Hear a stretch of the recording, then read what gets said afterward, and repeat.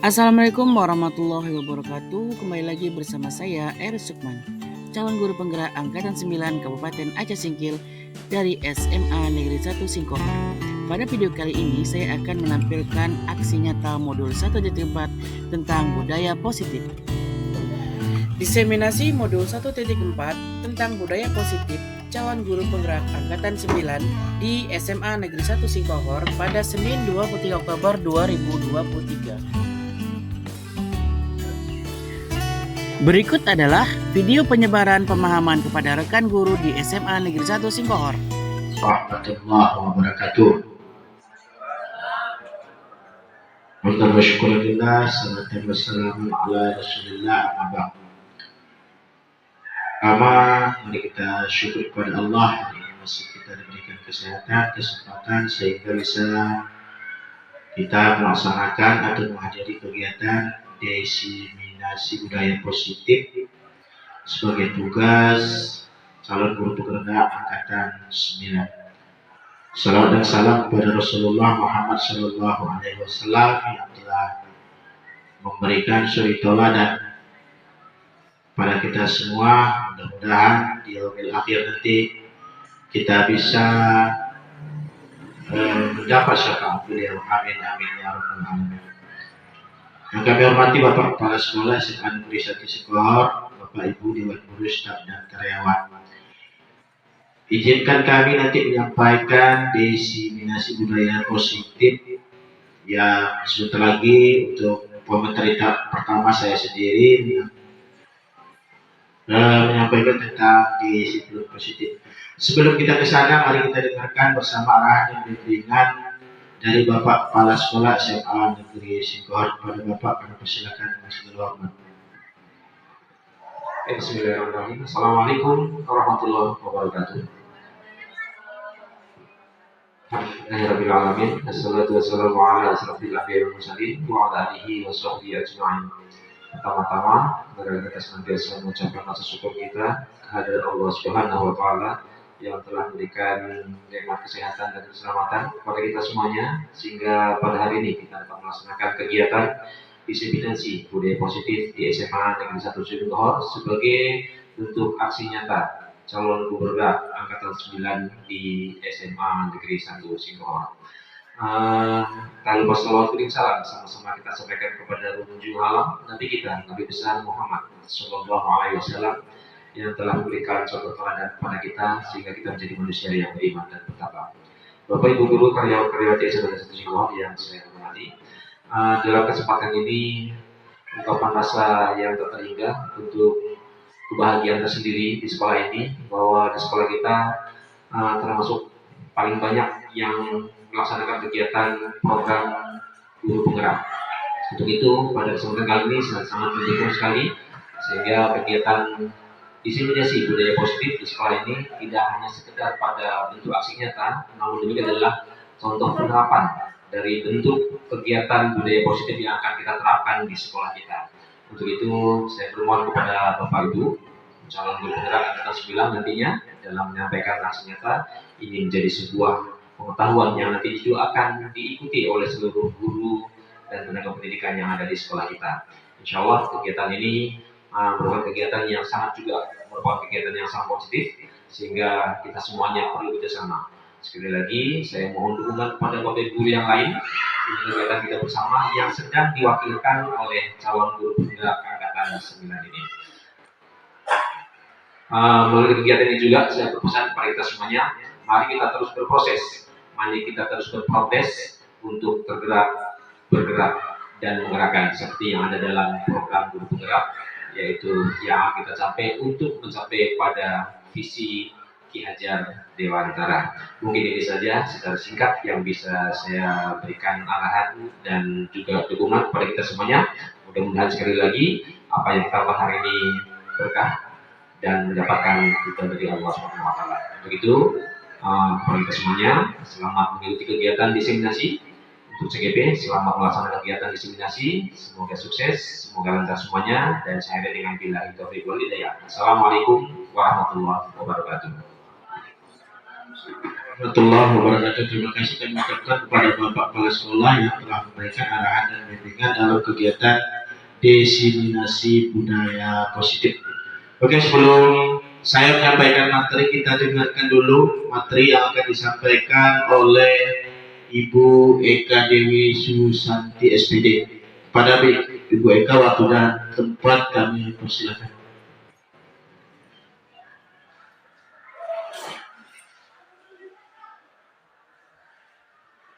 Bismillahirrahmanirrahim. Terima kasih sebelumnya saya ucapkan kepada Bapak Ibu semuanya yang telah meluangkan waktunya untuk bisa bersama-sama melihat penampilan kami dalam diseminasi budaya positif di sekolah kita. Sebelumnya di sini kami dari 8 orang sudah mendapatkan masing-masing materinya. Kebetulan saya di sini mendapatkan materi tentang pembelajaran dengan paradigma baru. Nah, apa sih itu pembelajaran dengan paradigma baru? Nah, di sini ada penjabarannya. Pembelajaran paradigma baru merupakan pembelajaran yang dirancang berdasarkan prinsip pembelajaran berdiferensiasi sehingga para peserta didik belajar sesuai kebutuhannya berdasarkan tahap perkembangan sesuai teori psikologi modern untuk mewujudkan profil pelajar Pancasila. Nah, ada pun 6 profil pelajar Pancasila. Salah satunya ialah beriman, bertakwa kepada Tuhan Yang Maha Esa dan berakhlak mulia. Yang kedua, ada berkebinekaan global. Ketiga, ada gotong royong. Keempat, mandiri. Kelima, bernalar kritis. Dan yang terakhir ada kreatif. Nah, masing-masing dari ke-6 nilai ini sudah semestinya harus ada kita jalankan dalam kehidupan kita sehari-hari ya Bapak Ibu ya. Nah, selanjutnya ada materi kita tentang miskonsepsi teori kontrol. Nah, ini menurut Dr. William Morrison, maka dibagi menjadi 4. Itu ada ilustrasi guru mengontrol murid. Karena apa? Kita tidak bisa mengontrol murid kalau bukan dari diri mereka, ada dorongan dari diri mereka masing-masing ya. Harus ada dorongan dari mereka. Kita tidak bisa memaksakan. Yang kedua, ilustrasi bahwa semua penguatan positif, efektif, dan manfaat itu harus ada bujukan, nasihat-nasihat dari kita ya Bapak Ibu ya. Selanjutnya ada ilustrasi bahwa kritik dan membuat merasa bersalah mampu menguatkan karakter. Nah, ini benar bahwasanya dengan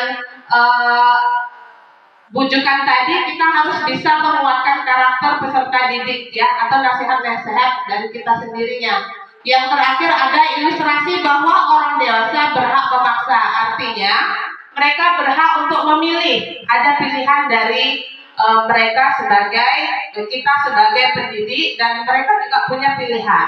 Itu maksudnya. Oke, baik, hanya ini yang bisa saya sampaikan. Jika ada kekurangan saya mohon maaf. Selanjutnya akan dibawakan oleh materi kita tentang terkait disiplin oleh Bapak Rahmadi. Oke, Assalamualaikum warahmatullahi wabarakatuh. Ikan aplaus untuk Bu Eka yang sudah menyampaikan materi dengan begitu bagus. Baik Bapak Ibu, selanjutnya kita akan menyampaikan materi tentang disiplin positif. Tapi sebelum ke sana, boleh tidak saya ya? Oke, Bapak Ibu pernah tidak mendengar lagu Hello kawan, kita jumpa lagi. Lihat kiri, lihat kanan, kedipkan mata titik. Tapi ketika lihat kanan, sambil ya boleh kita coba semuanya berdiri. Oke, ini juga bisa dilakukan nanti. Tapi jangan sampai lihat suami orang. Oke, kita nyanyi sama-sama. 1, 2, 3. Hello kawan, kita jumpa lagi. Lihat kiri, lihat kanan, kedipkan mata titik. Oke, tepuk tangan untuk kita semua. Oke, terima kasih Bapak Ibu. Oke, sebelum kita kembali ke materi, Bapak Ibu kami akan menyampaikan seperti yang disampaikan oleh Bu Eka. Sebelum saya ke disiplin positif, kita kembali ke modul. Saya teringat modul satu tentang pemikiran yang disampaikan oleh Bapak Pengajar Dewan Ta'ala. Ia menyatakan sekolah ini adalah sebuah tempat penyemaian bibit-bibit, di mana bibit itu harus kita jaga dengan baik. Begitu kita semangat harus kita siram. Bukan saja bibit yang harus kita selamatkan, tetapi juga lingkungannya. Sebelum penanaman, kita harus melihat kondisi tanah. Jangan sampai ada hama, jangan sampai ada ulat nanti yang mengganggu pertumbuhan daripada bibit tersebut. Kemudian kita cek bagaimana airnya. Bapak Ibu, ini adalah sebuah analogi yang menyatakan bahwa sekolah bibit itu adalah siswa dan adalah kadernya. Yang diharapkan oleh siswa adalah bagaimana ada rasa nyaman, rasa tenang, dan tidak ada gangguan yang ketika mereka berada di sekolah.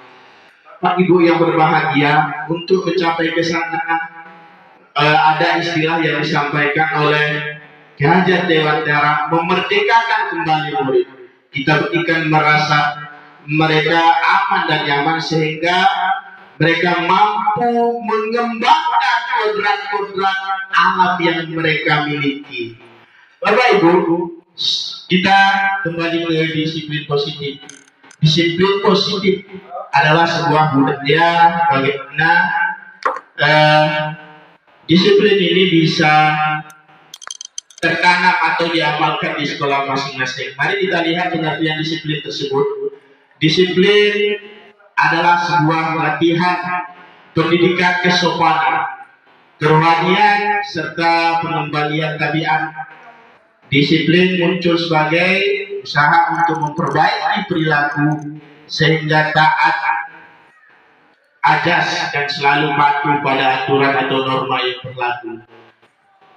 Selanjutnya, disiplin positif dalam mengembangkan bagaimana anak-anak memiliki perilaku yang disiplin positif. Hal yang harus kita lakukan adalah, pendekatan yang kita lakukan adalah mengelola perilaku individu, terutama dengan anak-anak, khususnya siswa. Kemudian mengedepankan pemahaman, empati, dan komunikasi yang baik. Bapak Ibu, seluruh Dewan Guru, hal yang mulai rasa empati terhadap siswa sehingga tidak ada yang menghargai. Selanjutnya, sebagai pendidik, disiplin positif adalah memiliki disiplin diri sehingga berperilaku mengacu pada nilai-nilai kebajikan universal dan memiliki motivasi intrinsik dalam perubahan perilaku ke arah yang lebih baik. Bapak Ibu, disiplin positif ini sebenarnya ada yang akan dijelaskan tentang motivasi. Saya ingin mengantarkan atau secara sekilas informasi tersebut. Selama ini anak-anak disiplin pertama, mereka takut atau menghindari hukum. Yang kedua, anak-anak karena ingin atau hadiah kita sudah lakukan. Sering datang hadir pukul jam 7 atau diumumkan sebelum, ini juga salah. Adalah bagaimana disiplin itu adalah sebuah kebutuhan. Mereka merasa tidak enak ketika mungkin ini saja yang kepada Bapak Riki Manajer kami persilakan dengan segala hormat. Assalamualaikum warahmatullahi wabarakatuh. Sebelumnya saya ucapkan kepada Pak Romadi sebetulnya untuk ucapan salam saya tumpangkan kepada yang di awal tadi. Ya, kita masuk dalam nilai-nilai kebajikan. Nah, nilai kebajikan ini biasa bersifat universal, di mana nilai kebajikan ini adalah yang mengandung kebaikan. Nah, sebagai institusi, apalagi sekolah itu adalah institusi moral, di mana kita harus membentuk karakter siswa kita, memiliki nilai-nilai kebajikan. Nah, di sini ada beberapa contoh nilai kebajikan atau institusi dan organisasi. Yang pertama itu Pancasila.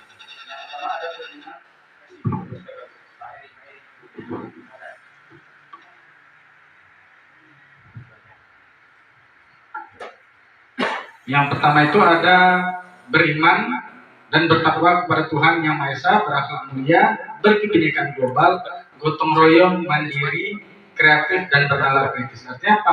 Yang inilah yang kita harapkan atau yang negara harapkan dari sekolah-sekolah sekarang ini, menumbuhkan jiwa nilai-nilai kebajikan siswa yang memiliki karakter profil pelajar Pancasila, yang dimana mereka beriman kepada Tuhan Yang Maha Esa. Artinya apa? Membentuk keyakinan mereka kuat terhadap lain. Kemudian berkebinekaan global, artinya mereka saling menghargai antar budaya, tidak saling menjatuhkan atau tidak merasa wah budaya saya lebih bagus daripada budaya orang lain. Artinya mereka menjadi yang sama. Kemudian bergotong royong, artinya mereka saling membantu dalam hal kebaikan. Kemudian mandiri. Nah, di sini mereka mampu bergerak di atas. Kalau prinsip saya itu mereka tuh bergerak di kaki sendiri tanpa harus menunggu dulu bantuan orang lain. Artinya apa? Kalau bisa saya, kenapa harus menunggu? Artinya apa? Dia mandiri.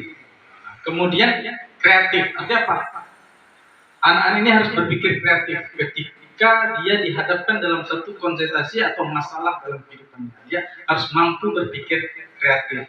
Kemudian bernalar kritis. Dia mampu memecahkan setiap masalah dengan cara berpikir yang positif atau mampu menganalisis setiap kondisi perubahan lingkungan yang ada di sekitarnya. Kemudian ada yang namanya Pyramid Jazz Program. Artinya apa? Salah satu nilai kebajikan itu ada toleransi, rasa hormat, integritas, mandiri, menghargai, antusias, empati, keinginan tahu, kemudian kreativitas, kerjasama, percaya diri, dan komitmen. Nah, di sini nilai-nilai kebajikan salah satu contoh lagi adalah toleransi, rasa menghormati. Mungkin hari ini kita bisa melihat di lingkungan kita sifat rasa menghormati atau menghargai itu sudah mulai kurang. Kadang kita sering membandingkan, kok zaman kami seperti ini loh, menghargai seorang guru. Tapi zaman sekarang, kita anggaplah ketika lebaran itu, pasti kita akan ada berkunjung ke rumah guru, silaturahmi.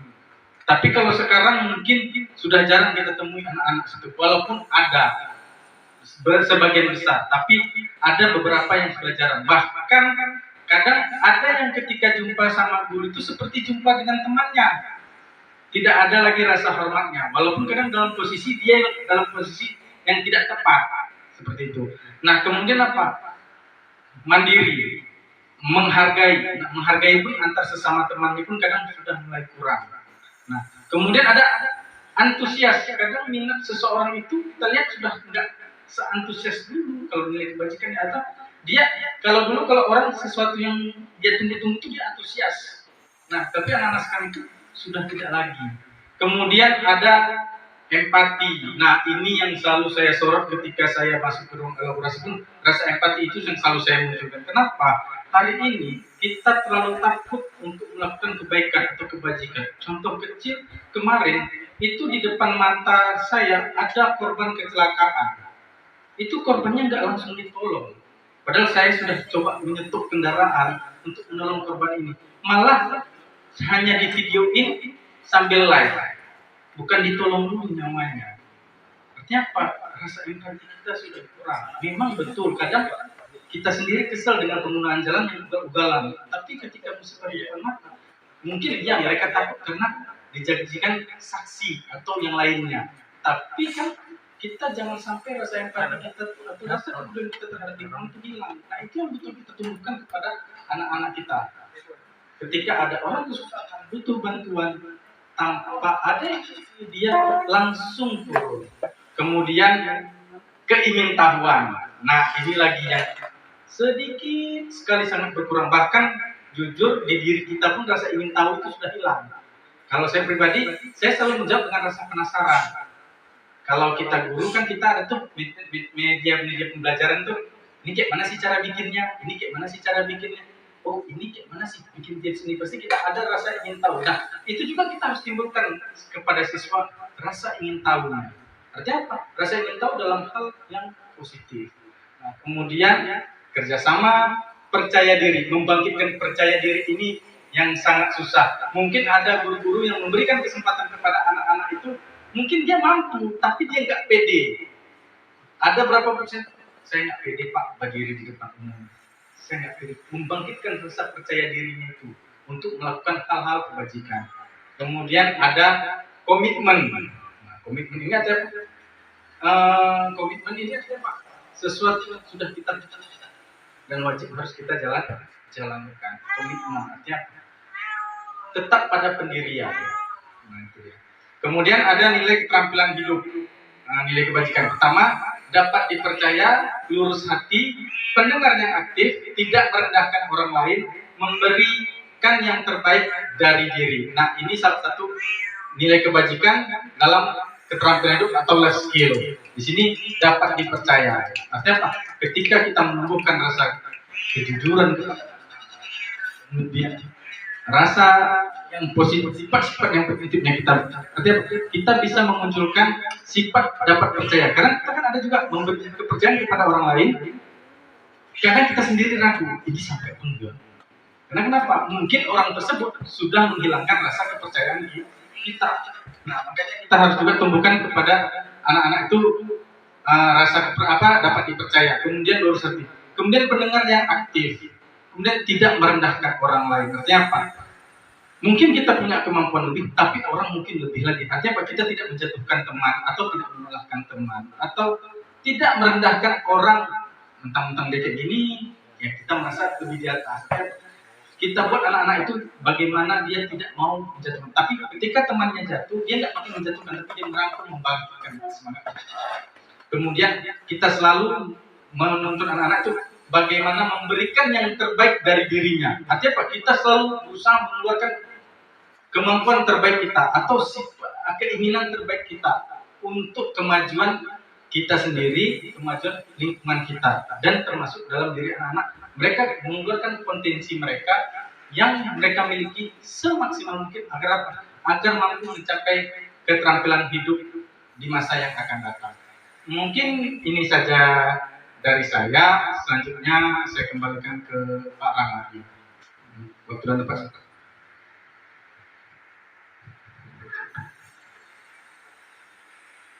Ya, terima kasih kepada Bapak Riki Maulijar yang telah menyampaikan nilai kebajikan. Bapak Ibu, untuk pertanyaan ada yang bertanya atau kita lanjut dulu? Nanti terakhir kita bertanya. Tawaran? Pak Karim, nanti. Terakhir aja kan Pak ya. Terima kasih untuk Bapak Karim. Selanjutnya, pemateri selanjutnya adalah mari kita dengarkan yang akan disampaikan oleh Ibu Catur Yuli Wahyuni SPD mengenai 5 kebutuhan dasar manusia. Kepada Ibu Catur dan waktu dan tempat kami persilakan.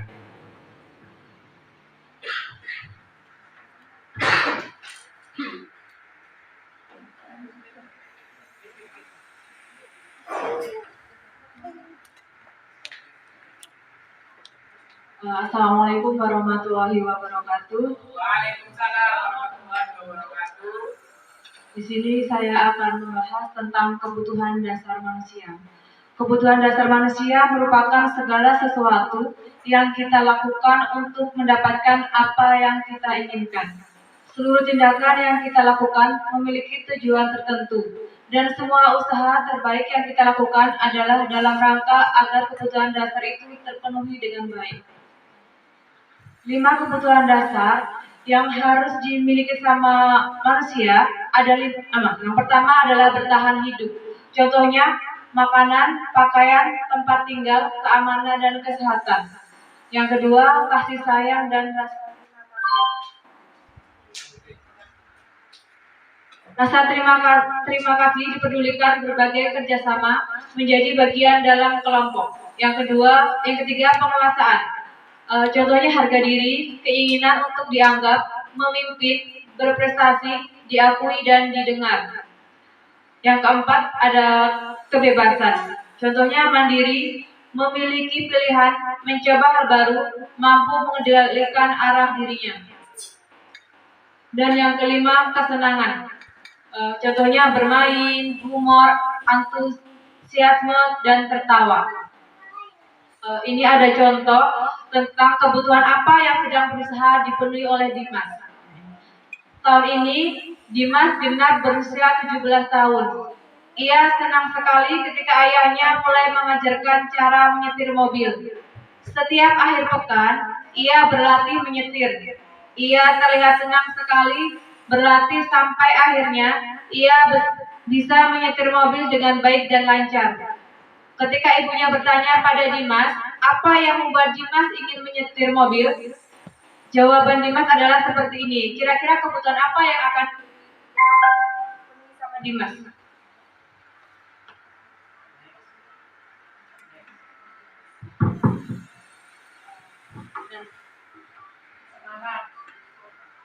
Dimas berkata gini, menyetir mobil itu seru. Kira-kira kebutuhan apa yang sedang diperlukan sama Dimas? Tadi udah kan? Semangat. Ingin semangat dengan kalau bisa menyetir mobil. Saya merasa senang puas. Bapak Ibu yang lain ada yang mau berkomentar? Ada kebutuhan kesenangan, kebebasan, cinta sayang dan penguasaan. Maksudnya memilih Pak Karim, mana yang dengan kata-kata menyetir mobil itu seru, kebebasan mana yang sedang, kebutuhan apa yang sedang dipenuhi oleh Dimas? Penguasaan. Alasannya kenapa Pak Karim?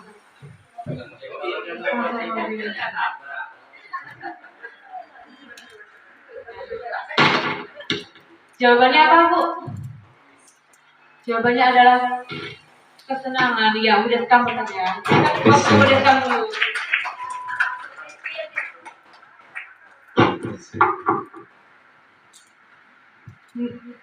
Next ya.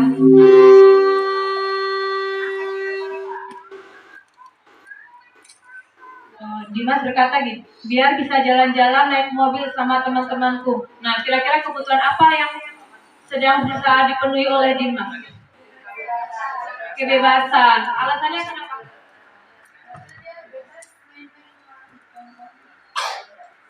Ya, kebebasan. Benar nggak Pak Diki? Yang benar adalah cinta dan kasih sayang. Ya, karena dia ada harus merasa senang, merasa dihargai, Bersama dengan teman-temannya itu. merasa diakui sama teman-temannya. Oke, next. Aku merasa bangga dan keren. Kebutuhan apa yang sedang berusaha dipenuhi? Coba.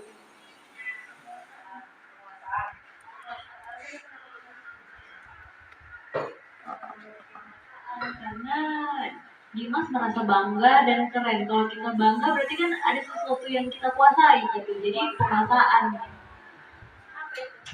Benar ya, coba berikan applause untuk Mayan. Next, satu lagi. Dimas, aku senang pergi ke tempat-tempat yang aku sukai. Kira-kira apa nih, kebutuhan apa ya Pak? Kebebasan ya, karena saya tidak ada lagi. Ya, karena kan dia ini dengan dia bisa bebas semangatku. Kalau dengan ada kan dia nggak bisa bebas jalan kaki, capek. Terima kasih Bu Deskam, jawabannya benar, kebebasan. Selanjutnya, materi selanjutnya adalah tentang motivasi perilaku manusia.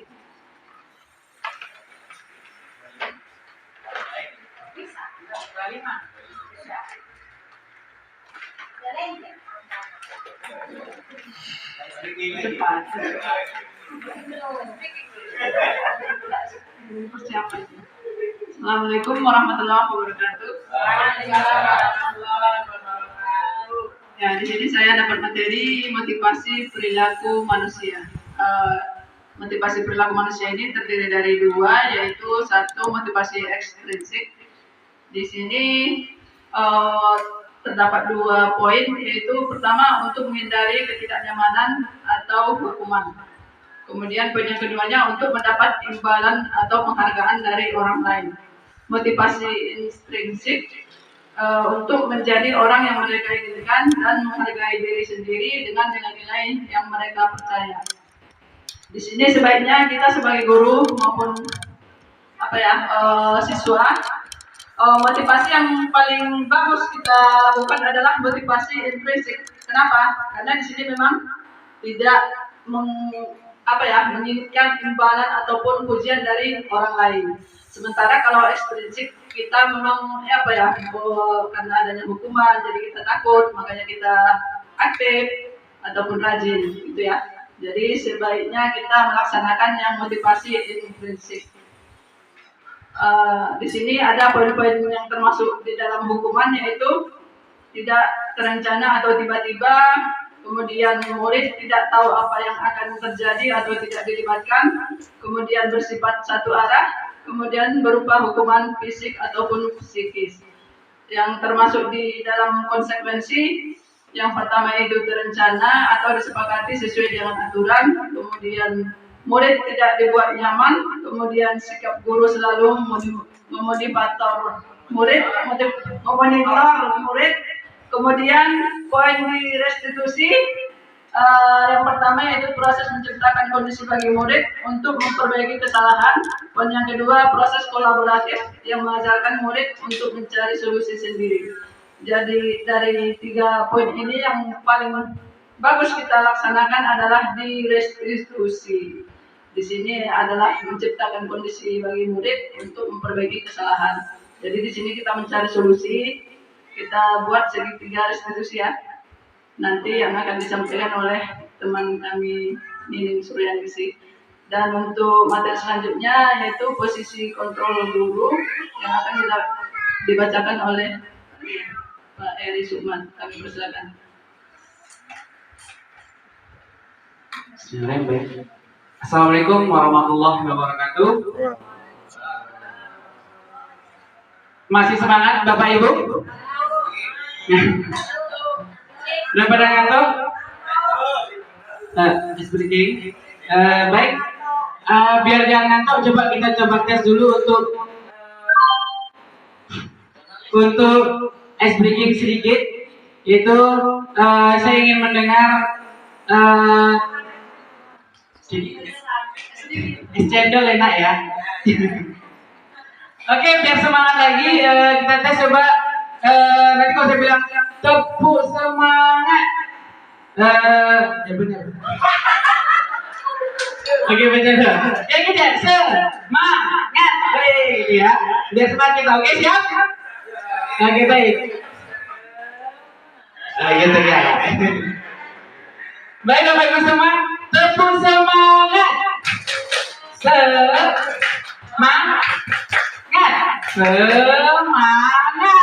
Oke, baik, insya Allah sudah semangat. Oke, baik, kita lanjut untuk materinya. Di sini saya kebagian di materi posisi kontrol seorang guru. Nah, posisi kontrol seorang guru ini di sini kita harus memposisikan kita atau mengkontrol posisi kita dalam menghadapi masalah kepada siswa gitu. Nah, posisi apa nih yang bisa kita terapkan ke siswa dan apa dampaknya? Nah, dalam posisi kontrol ini terdapat 5 posisi ya. Yang pertama sebagai penghukum, kemudian sebagai pemantau, lalu pembuat merasa bersalah, kemudian posisi kontrol sebagai teman, dan yang terakhir posisi sebagai manajer. Nah, dari 5 posisi ini, saya rasa di antara kita semua pernah melakukan posisi kontrol ini dalam menangani masalah terhadap siswa gitu ya. Next Pak. Baik, kita langsung ke contoh kasusnya.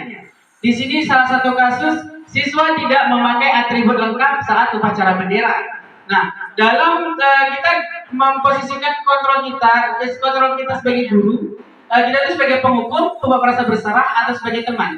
Untuk kalimat yang sering kita ucapkan dalam menangani masalah siswa, jika kita sebagai penghukum, kita akan berkata kepada siswa, hormat kepada bendera selama 1 jam. Nah, itu merupakan hukuman yang kita berikan kepada siswa yang tidak memakai atribut lengkap saat upacara bendera. Kemudian kalau kita memposisikan kontrol kita sebagai pembuat merasa bersalah, itu kalimat yang kita ucapkan atau kita sampaikan kepada siswa akan berupa berapa kali Bapak Ibu harus memberitahu kamu? Kamu selalu selalu saja mengecewakan Bapak atau Ibu gitu.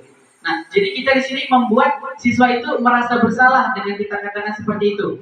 Kemudian posisi kita sebagai teman, kita akan berkata kepada siswa, ayo dong ikutin peraturan sekolah, tolong bantu Bapak atau Ibu ya sekali ini. Kemudian ya sudah, tidak apa-apa, lain kali jangan berbuat seperti ini lagi ya. Nah, di sini posisinya itu seperti teman kepada siswa. Dengan siswa melakukan kesalahan, nah kita ajak sebagai teman gitu. Selanjutnya sebagai pemantau. Kalimatnya itu, kamu sudah melanggar peraturan sekolah. Kamu tahu konsekuensinya? Setelah upacara, kamu beli atributnya ke koperasi dan jangan diulangi lagi. Itu merupakan kalimat pemantau. Kita pantau itu siswa gitu. Dan yang terakhir posisi sebagai manajer. Nah, di posisi manajer inilah seorang guru harus menempatkan posisinya dalam menangani kasus siswa. Dengan cara apa? Dengan menanyakan, apakah kamu tahu kesalahanmu? Kira-kira bagaimana kamu memperbaiki kesalahan? Nah, saya ingin berpesan kepada Bapak Ibu, kalau bisa kita dalam menangani masalah atau kasus pada siswa, kita harus memposisikan kita sebagai manajer. Karena seperti yang disampaikan sebelumnya, bahwa di posisi manajer ini kita akan bukan mencari siapa yang benar, siapa yang salah, tetapi di sini kita akan mencari solusi untuk siswa tersebut dan juga untuk kita sebagai guru ke depannya atau membimbing ke depannya. Nah, di sini saya coba kita bermain. Tadi kan sudah saya sampaikan itu ada 5 posisi kontrol. Nah, di sini ada sebuah kalimat. Posisi kontrol apakah aku? Jika ada kalimat, ini seorang guru mengatakan, saya kecewa sekali dengan kamu. Nah, kira-kira nih Bapak Ibu, ini kita berada di posisi kontrol yang mana? Membuat merasa bersalah. Ya, karena, iya benar, jawabannya adalah membuat merasa bersalah. Next. Nah, selanjutnya, posisi kontrol apakah aku? Dengan kalimat, kamu tidak pernah benar melakukannya. Kira-kira kan ini di posisi kontrol yang mana? Kamu tidak pernah benar melakukannya ya. Posisi? Ya, bukan. Manajer bukan. Iya. Kamu tidak pernah benar melakukannya. Penghukum. Apakah penghukum? Ya, atau hukuman. Next. Posisi kontrol apakah aku?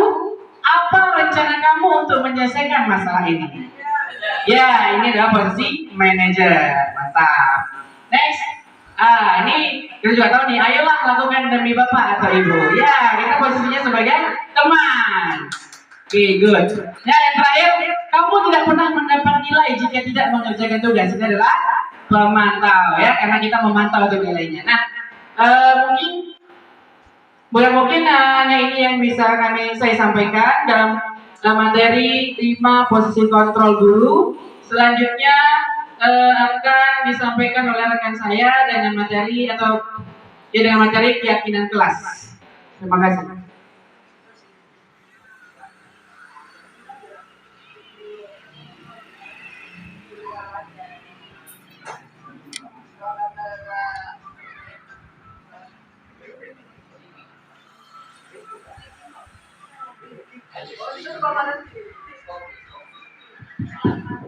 Baiklah, Assalamualaikum warahmatullahi wabarakatuh. Iya, tadi ice breaking-nya sudah disampaikan oleh Pak Eri. Oh iya, itu udah ice-nya yang beneran. Jadi di sini kita lanjut saja karena sudah jam 3 lewat. Di sini saya mendapatkan materi mengenai keyakinan kelas. Mari kita lihat Bapak Ibu di sana, mengapa keyakinan kelas, mengapa bukan peraturan kelas. Jadi apa itu sebenarnya perbedaannya? Nah, kalau peraturan itu biasanya dia yang membuat peraturan itu sudah ada. Kita tinggal melaksanakan saja. Kita wajib melaksanakannya. Tapi kalau keyakinan, ini peserta yang membuat keyakinan tersebut atau kesepakatan tersebut dan nanti dilaksanakan oleh peserta itu juga. Jadi sama-sama yang membuatnya peserta dan yang melaksanakan juga peserta.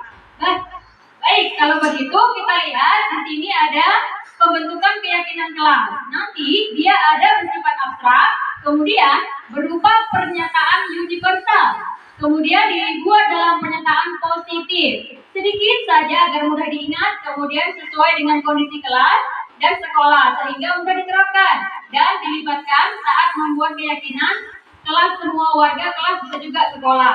Nah, di sini saya akan membuat memberikan satu sticky note kepada Bapak Ibu semuanya. Silakan kita akan dibantu oleh Bapak Ramadi. Silakan Bapak Ibu membuat keyakinan kelas kita. Nah, kira-kira Bapak Ibu mau bawa kelas kita ini kemana? Seperti itu. Ingat Bapak Ibu, di sini kita membuatnya dalam bahasa positif. Kemudian singkat saja Bapak Ibu. Silakan.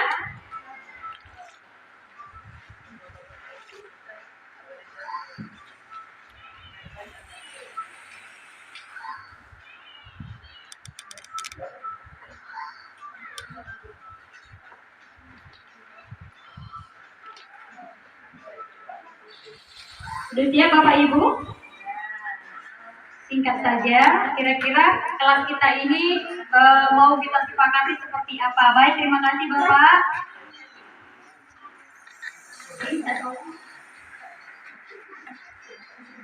Ya, ini adalah langkah-langkahnya. Setelah Bapak Ibu membuat keyakinan kelas, membuat kalimat positifnya, kita langkah kedua yaitu kita menempelkannya ke suatu kertas ataupun karton. Kemudian di sana akan kita kumpulkan beberapa ide ataupun kesepakatan atau keyakinan yang telah kita buat.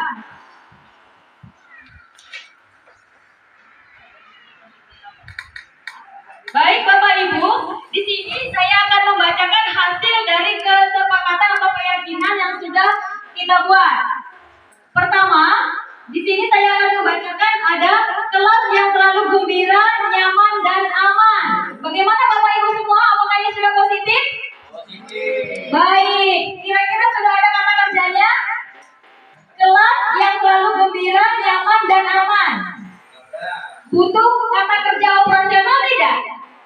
Butuh ya. Jadi di sini bisa kita tambahkan menciptakan atau menjaga kelas yang selalu gembira, nyaman, dan aman. Baik, terima kasih.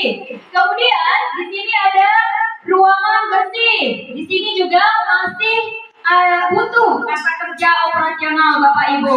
Jadi kita barangkali di sini menjaga ruangan tetap bersih. Kita tambahkan kata kerja menjaganya. Kemudian kita baca lagi, kemudian belajar dengan tertib. Nah, kalau begini bagaimana kira-kira? Belajar dengan tertib. Sudah ya?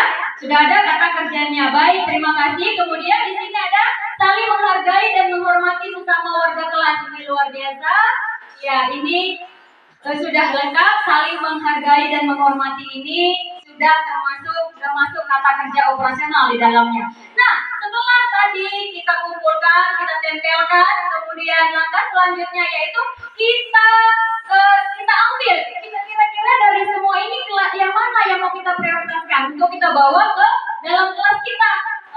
Apakah menyenangkan, apakah tadi kelas yang gembira, nyaman, atau menghargai dan menghormati, itu kita sepakati lagi. Kira-kira kita persempit lagi. Kira-kira kelas ini mau kita bawa ke arah yang mana? Seperti itu. Kita ambil yang prioritas. Demikian Bapak Ibu. Jadi kira-kira Bapak Ibu, bagaimana kira-kira yang mana yang mau dipilih? Menyenangkan. Menciptakan kelas yang menyenangkan. Baik, yang pertama, silakan Bu Ayu.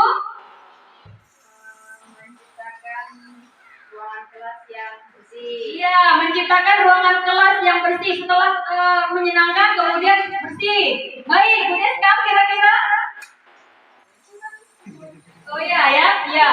Saling menghargai dan menghormati sesama warga kelas. Sehingga kalau sudah namanya menghargai, tidak ada lagi yang namanya bully ataupun underestimate, yang merendahkan kepada sesama teman. Baik, kalau begitu, setelah tadi diprioritaskan, dipersempit lagi, kita mau bawa kemana ini keyakinan kelas, kalimat-kalimatnya sudah, dan ini sudah bisa kita bakukan, kita buat dalam bentuk poster, bisa dibuat dalam bentuk Canva, kemudian ini bisa disosialisasikan. Dan terakhir, saya minta Bapak Ibu semuanya untuk menandatangani keyakinan kelas ini agar lebih kuat. Silakan Bapak Ibu untuk menandatangani dan berikan tanda tangan Ibu di keyakinan kelas kita ini. Silakan Bu Ayu Maya, silakan tanda tangannya Bu. Dilanjutkan oleh perwakilan saja. Ini ada Pak Martono dan Bu Intan. Ya boleh Bu. Tanda tangan ya Bu. Iya ini. Terima kasih Bu Maya dan kemudian. Iya.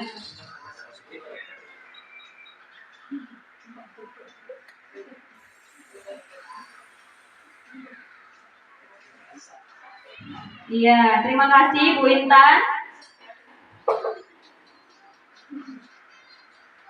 Iya, terima kasih Pak Martono. Nah, demikian tadi, inilah dia langkah-langkah untuk menentukan keyakinan kelas.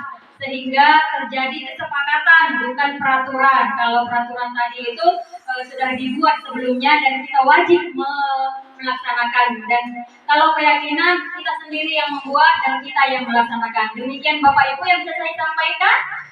Billahi taufiq wal hidayah. Wassalamualaikum warahmatullahi wabarakatuh. Ya, apa kabar hari ini?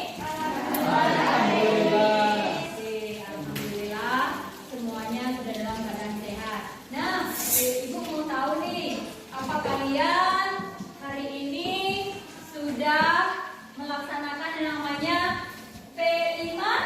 Belum? Belum. Kenapa?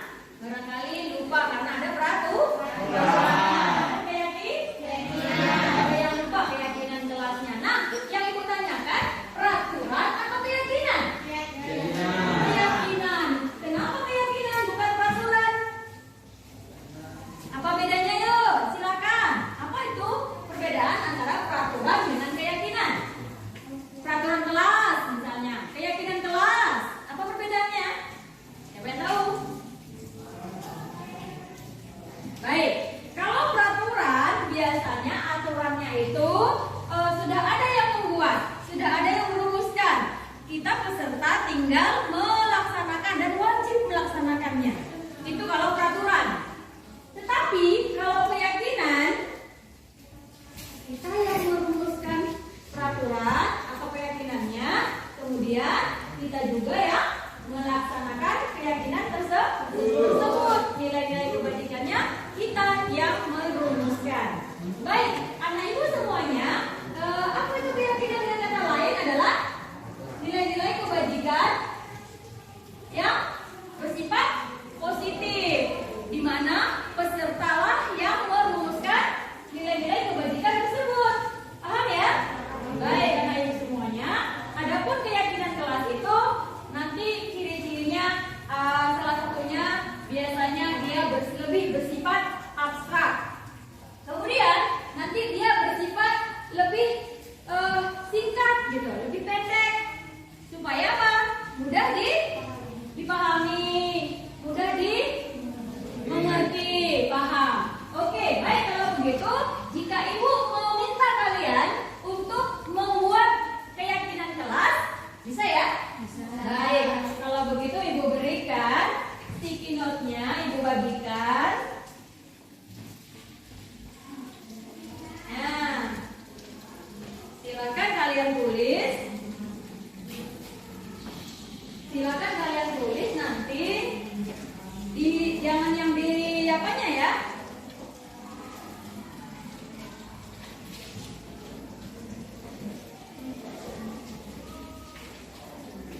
Oke. Baik, silakan ditulis nah.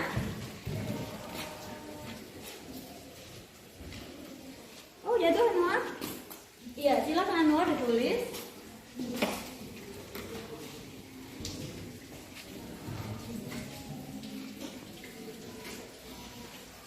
Ada yang kurang ternyata.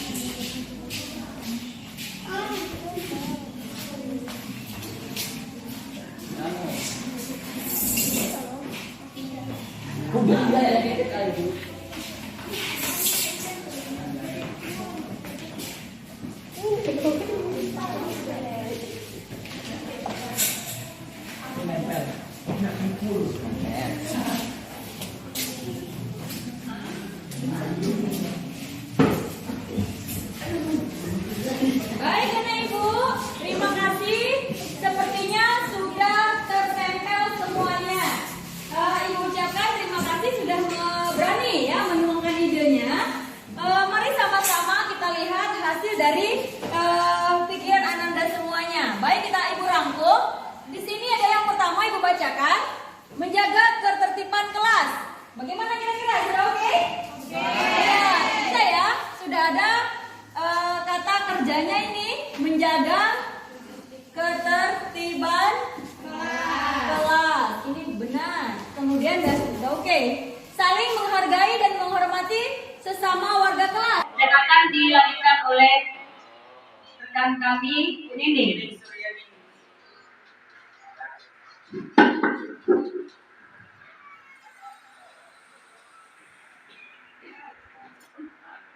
Bismillahirrahmanirrahim. Assalamualaikum warahmatullahi wabarakatuh. Terima kasih ibu-ibu dan bapak-bapak yang masih semangat mengikuti kegiatan atau acara kita hari ini. Baik, langsung saja saya akan meneruskan ya dari materi-materi yang disampaikan dari awal sampai akhir dan akhirnya saya yang terakhir. Jadi yang terakhir ini adalah tentang segitiga restitusi. Jadi segitiga restitusi ini dibuat untuk apa? Untuk menjalankan kita sebagai guru agar bisa menjadi di posisi manajer. Jadi artinya nanti siswa itu kita bisa berdialog memecahkan segala permasalahan yang ada. Nah, di sini apa itu segitiga restitusi?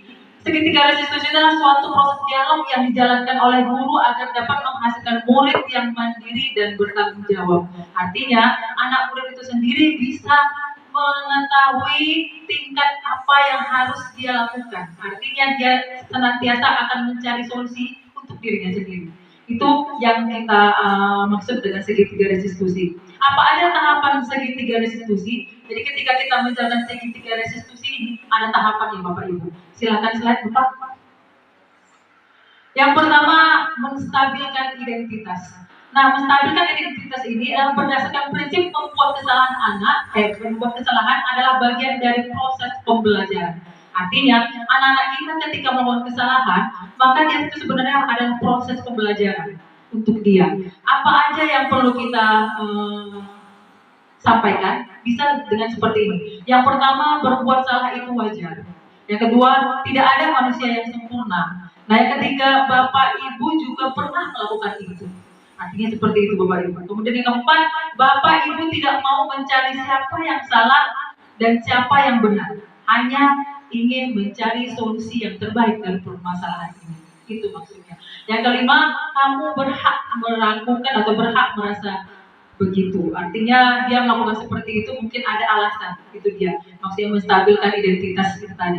Yang kedua, validasi tindakan yang salah. Apa saja? Ya, gitu. Apa saja yang harus kita sampaikan gitu ya Bapak Ibu semua. Nah, berdasarkan prinsip setiap perilaku berupaya memenuhi kebutuhan tertentu. Artinya dia melakukan kesalahan itu pasti ada sesuatunya.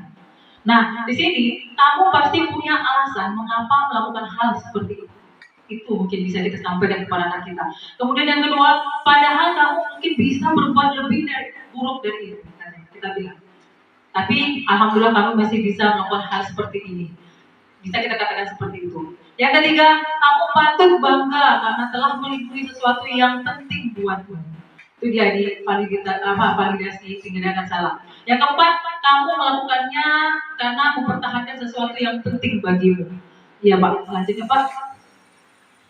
Ya, yang selanjutnya adalah yang terakhir, menanyakan keyakinan kelas, artinya kesepakatan yang sudah kita laksanakan. Nah, berdasarkan prinsip teori kontrol, bahwa pada dasarnya kita termotivasi secara intrinsik. Seperti yang dibilang Bu Halimah tadi, kita menemukan motivasi intrinsik.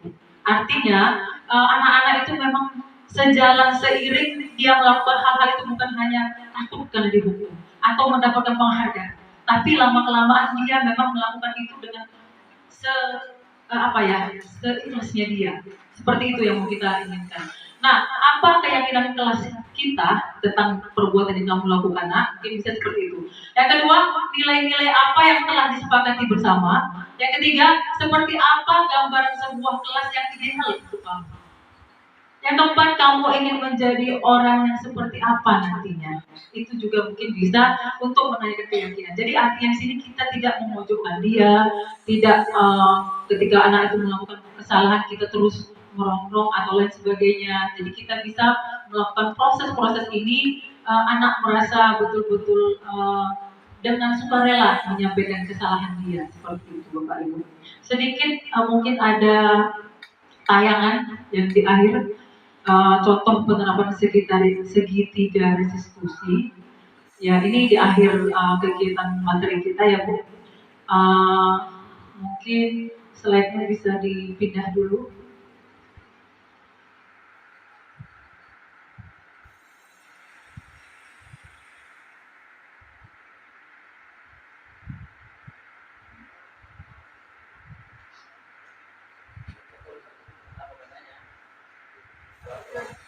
Ya, ada video. Iya, video.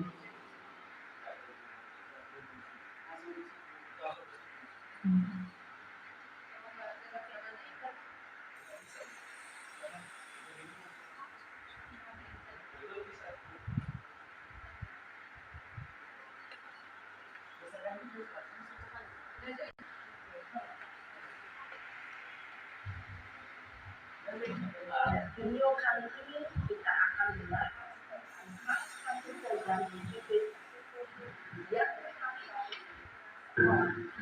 dikenal dengan nama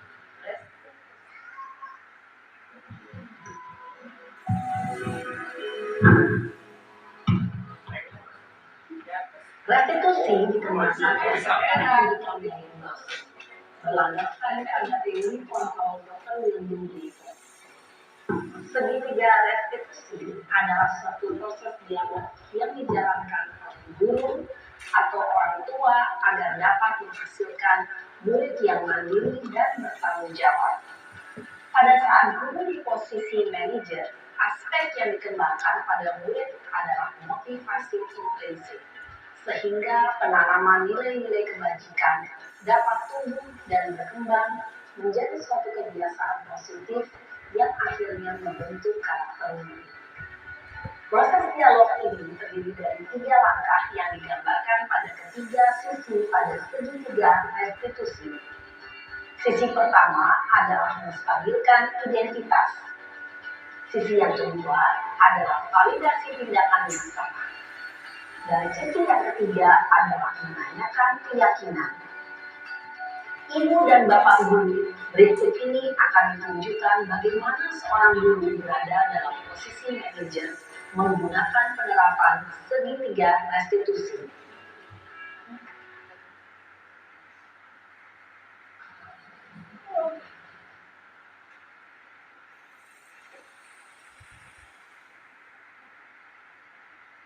Siang Sarah. Siang Pak. Sudah lama nggak ketemu Sarah? Kenapa hari ini ada di sini? Kesel Pak, kesel banget. Masa aku dikatain tukang fitnah Pak? Ya aku marah lah. Aku balik ngatain Eka di depan kelas. Kesel banget. Oh begitu. Ya pasti kamu marah dan kesal.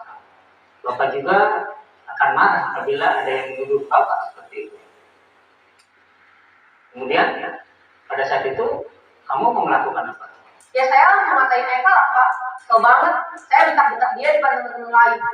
Oh begitu. Pasti kamu melakukan seperti itu karena suatu alasan tertentu, kan? Iyalah, saya diam saja Pak. Ya saya bela diri lah. Masa saya dituduh tukang fitnah? Ya wajar lah. Mempertahankan harga diri itu sesuatu yang penting buat kamu. Untung kamu tidak bertindak lebih gegabah lagi. Hanya membentak-bentak. Iya Pak. Untung saya masih bersabar dan hanya meminta saja. Sudah gemes padahal, saya pasti bela diri lah. Ya pasti ya.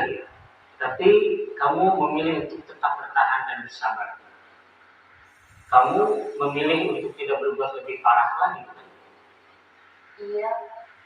Nah, sekarang coba kita lihat lagi. Tindakan kamu yang bentak-bentak Eka di kelas. Tindakan kamu itu kira-kira sesuai dengan keyakinan kelas atau prinsip kamu tidak? Enggak lah Pak.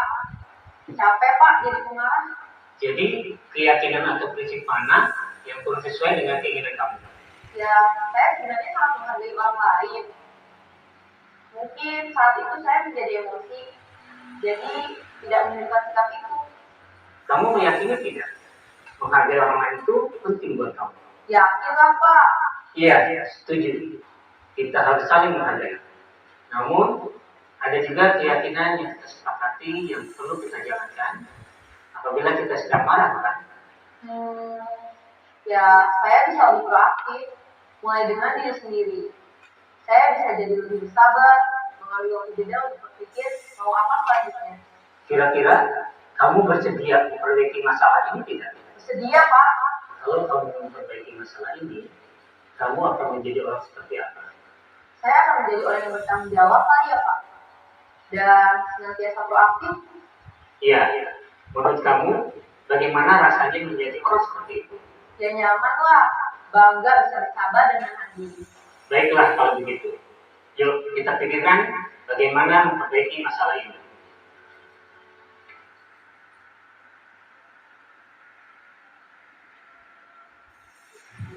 Ibu dan Bapak guru hebat. Baru saja kita menyaksikan contoh bagaimana seorang guru berada dalam posisi manajer menggunakan penerapan segitiga restitusi. Mari kita bahas satu persatu.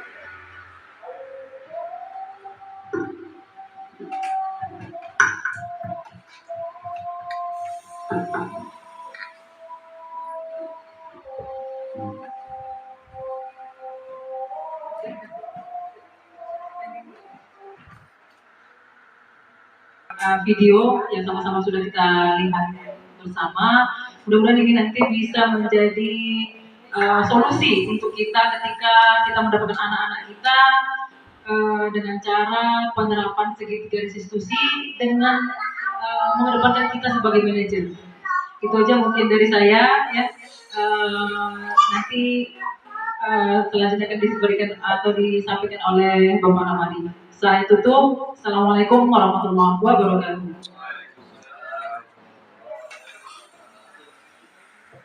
Baik, mari Bapak Ibu kita berikan aplaus untuk Bu Nini Suyaningsi selaku pemateri terakhir. Baik Bapak Ibu, dengan berakhirnya kegiatan restitusi tadi ya. Pertanyaan dari Bapak Ibu Dewan Guru. Baik, terima kasih. Tidak ada, sudah paham semuanya. Terima kasih atas kesediaan Bapak Ibu Dewan Guru sudah mengikuti kegiatan diseminasi budaya positif. Ini mudah-mudahan kita bisa menerapkan budaya positif di sekolah ini yang kita mulai dari diri kita sendiri dulu, dan kita berharap lingkungan budaya positif ini bisa kita amalkan. Kami selaku pemateri ada Pak Riki Maulijar Saputra, ada Bu Rosi Intik, ada Bu Catur Yuli Wahyuni, Hadimatus Sadia SPD, Leka Dewi Sisanti SPD, Nining Surya Ningsi SPD KR, kemudian ada Pak Eri Sukman SPD dan saya sendiri Pak Ramadi SPDI. Mohon maaf apabila ada kesalahan dan kekhilafan. Kami yakin kami belum sempurna, Dan intinya mari kita terus belajar untuk memperbaiki diri ini dan ya menerapkan cita-cita yang sudah dicanangkan oleh Bapak Ki Hajar Dewantara, yaitu memerdekakan murid. Wabillahi taufiq wal hidayah wal hidayah wal inayah. Subhanakallahumma wa bihamdika asyhadu an la ilaha illa anta nastaghfiruka wa atubu ilaik. Wassalamualaikum warahmatullahi wabarakatuh. Kita berikan aplaus untuk yang terakhir kali ini.